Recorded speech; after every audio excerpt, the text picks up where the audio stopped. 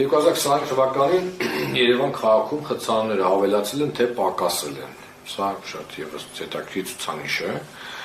82%-ը նշել են, որ 2025 թվականին խցանները ավելացել են։ Դա, եթե նայում ենք 2024 թվականի ցուցանիշին, գրեթե նույն պահպանվել է։ Խցանները պակասել են 4.5%-ը նշել, 11.6%-ը նշել է, որ մնացել են նույն, այսինքն ևս բացասական տիրույթում այս պատասխանը։ Տեսնում ենք, որ անկախ նրանից, որ ջանքեր են թափվում, որպեսզի խցանումները նվազեն, մանավանդ կենտրոնական համայնքներում, բայց մենք տեսնում ենք, որ այդ խնդիրը դեռ պահպանվում է։ Երևան քաղաքի հասարակական տրանսպորտի ավտոբուսների գնահատականը՝ մեկը շատ լավ, 5-ը շատ լավ,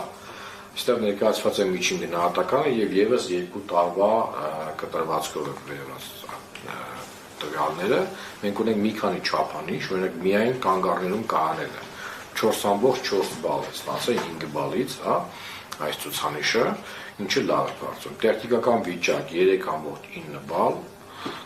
գրեթե 4 բալ, էլի կարելի է լավ գնահատել։ Ժամանակի մոտենալը արդեն խնդրահարույց է 3.4 բալ է գնահատել 5 բալից եւ ամենավատ ցուցանիշը դա ծանրաբեռնվածության հարցն է 2.8 բալ, իհարկե որոշակի դրական փոփոխություն կա